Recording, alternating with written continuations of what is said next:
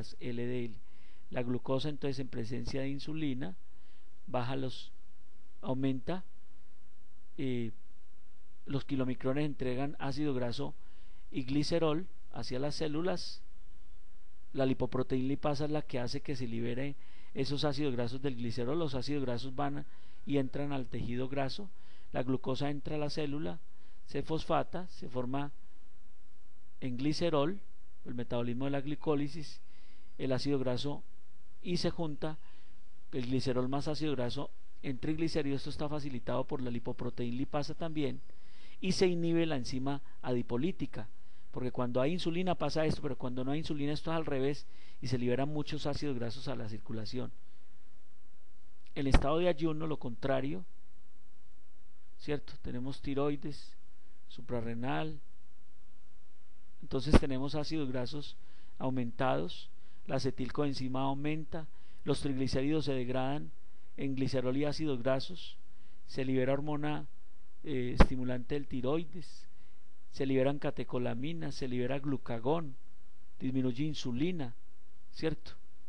En estado de ayuno se activan todas las contrarreguladoras y hacen que los tejidos degraden ácidos grasos para que sirvan de aportes energéticos. Muy bien, el glucagón lo que hace es degradar el glucógeno a glucosa. La glucosa, recuerde que tiene una fosfatasa, va a la glucosa a la célula y se libera, y también hace gluconeogénesis hepática y hace beta oxidación en estados de máximo ayuno. Aquí el metabolismo oxidativo de los lípidos en músculo y la grasa, vamos a mirarlo un poco. Entonces, la activación de los ácidos grasos, ¿cierto? Producen por medio de una pirofosfatasa, producen adenosina. Hay un metabolismo, el adenilato ciclasa es un metabolito intermedio, la tioquinasa, para producir acetilcoenzima y AMP. Aquí un poco lo que es la acilcarnitina, vamos a explicarlo. Esta es la mitocondria. Entonces lo que ocurre, esta es la membrana, la mitocondria, que tiene tioquinasa y CPTI1. Los ácidos grasos que han venido de la acetilcoenzima A, para entrar acá requieren ATP y el AMP. El ácido graso entra y se une a la carnitina, y la carnitina es el principal transportador de grasas para ir a que el ácido graso se almacene, se consuma o se oxide. Es decir, que la L-carnitina es el principal transportador de ácidos grasos dentro de la membrana, sobre todo mitocondrial, tanto de la membrana extracelular citoplasmática como mitocondrial. Aquí propionilcoenzima A, por medio de esta enzima que es carboxilasa, pasa a metilmalonicoenzima A, por medio de esta racemasa pasa a metilmalonicoenzima A, por medio de esta mutasa que requiere vitamina B12 va a succinilcoenzima A. Esto no pretendo que se lo aprendan, pero es para que vean más o menos las vías metabólicas. El acetilcoenzima A, que puede proceder de los ácidos grasos, que puede proceder del ciclo de los carbohidratos, por medio de de la coenzima A se forma, va hacia los ácidos grasos, hacia la oxidación. Entonces acetilcoenzima A, por medio de esta enzima que es la sintasa de hidroximetilguatilcoenzima A, va a 3-hidroximetilguatilcoenzima A, luego aparece una liasa, va a acetoacetato, y el acetoacetato va a acetona y deoxibutirato. Esto es sobre todo en condiciones de que no hay, o hay condiciones de ayuno severo, o hay ausencia de insulina, donde se forman todos estos ácidos grasos y produce cetoacidosis.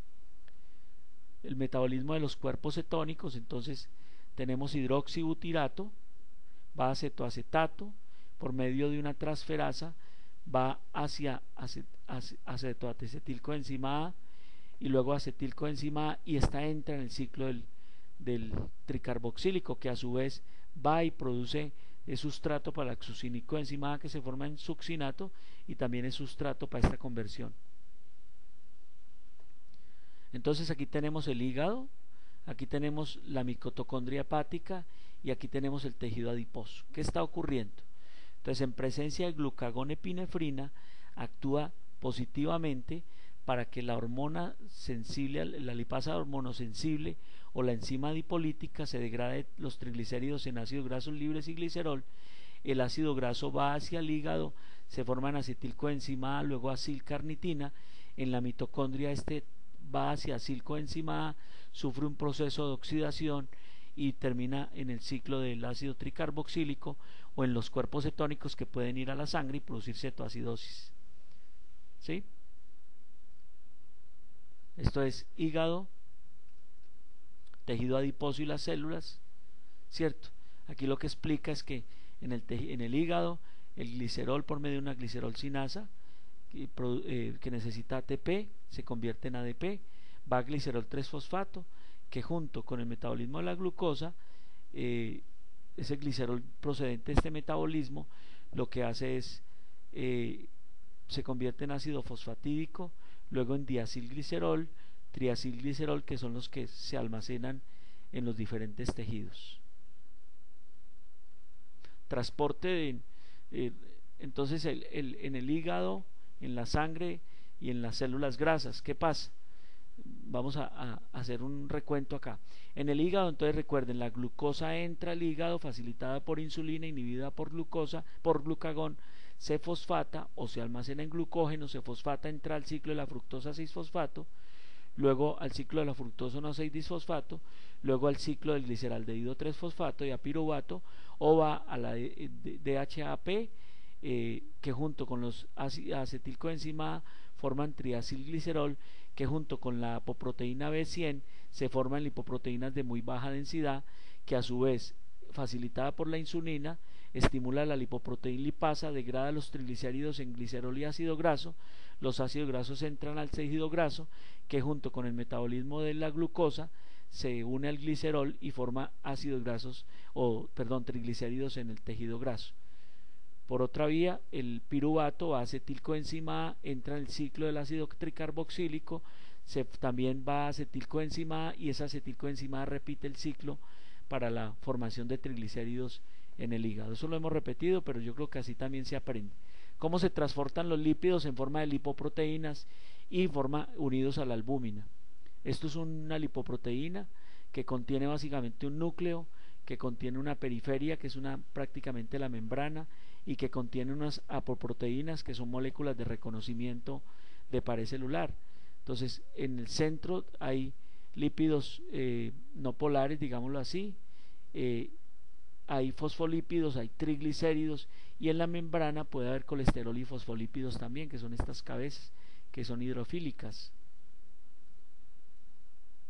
La estructura de lipoproteína, entonces ya la vimos, proteína que está en la superficie, que son las apoproteínas, el colesterol, el éster de colesterol, los ácidos grasos libres, triglicéridos, que está en el centro del ácido graso, y en la membrana están los fosfolípidos y el colesterol. Otra vez, otra forma de la molécula, triglicéridos, colesterol, ésteros de colesterol, en la membrana las apoproteínas. Básicamente las membranas, las apoproteínas lo que más sirven son de reconocimiento celular. Es una de las tantas. Entonces existen los kilomicrones, las VLDL, que son de muy baja densidad, las de baja densidad y las de alta densidad. Aquí tenemos las LDL, que son pequeñas, las HDL, que son más grandes pero más pequeñas que los kilomicrones, y las VLDL. Recuerden, estas están cargadas de triglicéridos, lo mismo que estas VLDL, y las HDL están cargadas de todo, porque estas son las que llevan el colesterol del intestino a los tejidos periféricos y al hígado, y los triglicéridos. Estas son el carro de la basura sanguíneo que trae el colesterol y triglicéridos desde los tejidos al hígado, y que también se forma en el intestino, y estas son las que se convierten después del VLDL, estas son las que se forman en el hígado, y que están cargadas ricamente en triglicéridos y se convierten en LDL pasando por IDL, y estas LDL son las que le llevan el colesterol, ¿qué es esto?, a los tejidos periféricos. Bueno, esto no lo necesitamos.